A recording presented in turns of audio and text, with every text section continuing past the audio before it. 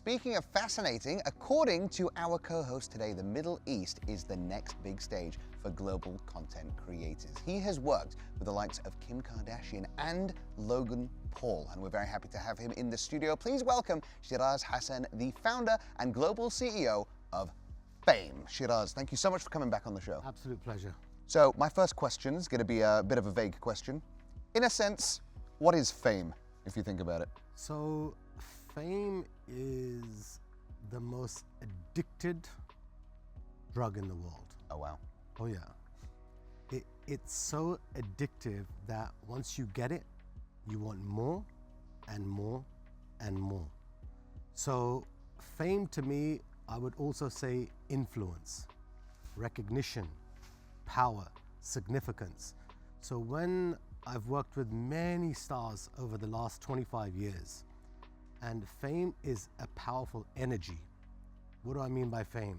If I walk into a restaurant tonight and everyone's head turns and everyone's gives that look or pulls out their cell phone, that's fame. I want to ask you a little bit about how you actually scale one of your clients' success. Is it financial stability, the amount of money they're making?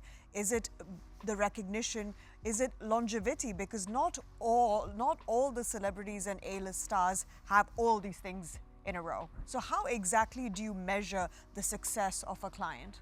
So the first thing is that how consistent are they in the news? Outside of TikTok, outside of Instagram, you have, as you mentioned, that there are so many platforms today and you just can't keep up with them, right? But how do you take that fame, that influence onto the news? How do you elevate it? How do you be seen? How are you going to an event? So it's one thing that you're producing content for a specific platform, but are you going to red carpet events? Are you networking? This business is not just, it's show business. Right? It's at the end of the day, it's how do you make money? How do you make influence? So you've got to be seen, out of sight, out of mind. So you've got to be going out, you've got to be seen, you've got to be networking, you've got to be at the right places, you've got to be meeting the right people, right? So for me, when I'm working with a client, it's either we're all in or don't do it.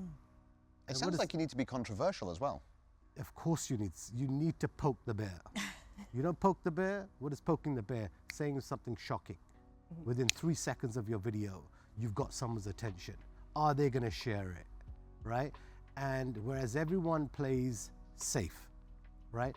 I'm from LA, live in Dubai now, but of course for the last 20 years I've been in America. There's no boundaries, right? So when you want to poke the bear and you want to go controversial, you've got to do things. And being in Dubai, I love the rules. I love the regulations. We know where the red tape is, but go to the red tape. Don't go over it, because everyone else sometimes doesn't want to become a little bit controversial. It doesn't mean you have to do it in a negative way, but you have to say things. You've got to be in the know, in the now. If there's something that the entire world is talking about, insert yourself into the news.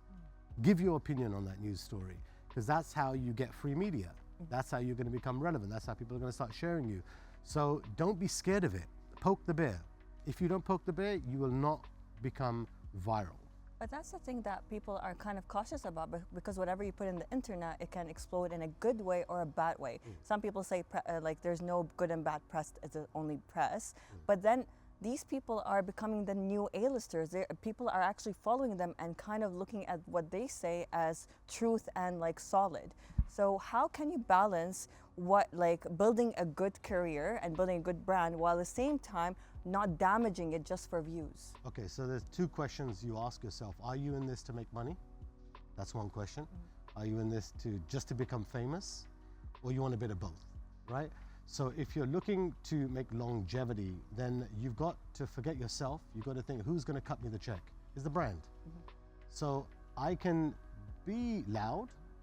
My client Logan Paul is very loud. Today's a billionaire, right?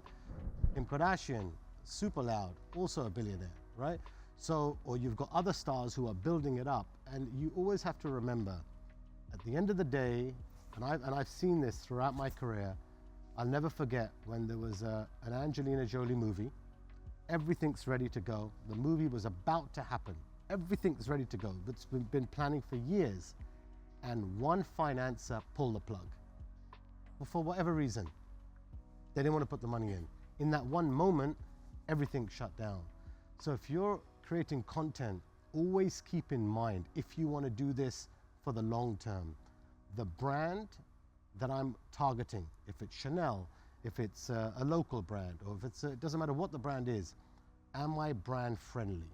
Because at the end of the day, Hollywood, fame, media, publicity comes down to how do I monetize my fame? The only way you can do that is aligning with brands. So yes, be edgy, yes, be louder, right? But make sure that it's not going to compromise a brand working from you, right? They want to say, you know what, I want to hire this person. They've got a good following. I like their style. They could be a bit loud, but it's good. It's going to drive me sales. But if you do something negative, what will happen is the brand and the entire ecosystem of the brand will not work with you. Sheeraz, I wanted to ask you the role and the importance of a manager for people who are in showbiz, because you know, they say that you can have a brilliant idea or you can have this amazing talent, but if you don't have the right brain or tools to market this, then it is the most pointless thing. So do you think your role as a manager, you can actually help make someone famous and also elevate them if they're already famous and keep them relevant? So for 100%, you need a manager. You need someone who can guide the chaos.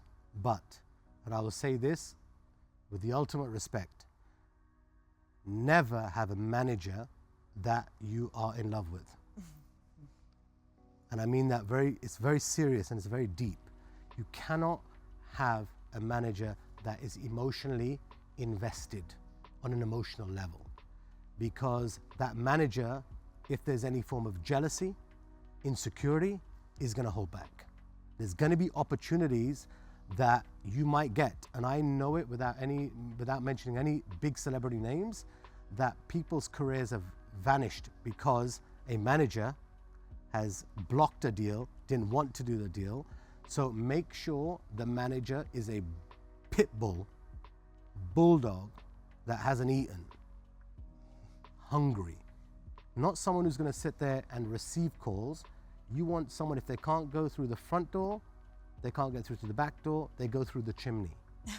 That's what a real manager is. Sheeraz, I need to ask you a big question, but I'm going to request a short answer because we are short on time. But you've obviously lived in LA for like 20 years. You've been doing very well there. You decided to move to Dubai.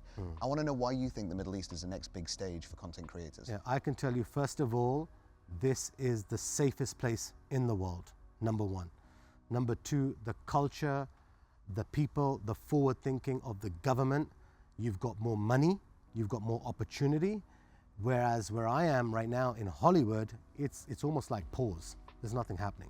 So right now, the biggest opportunity in the world right now is because it's safe, you can have beautiful values, make money, become famous on a global level.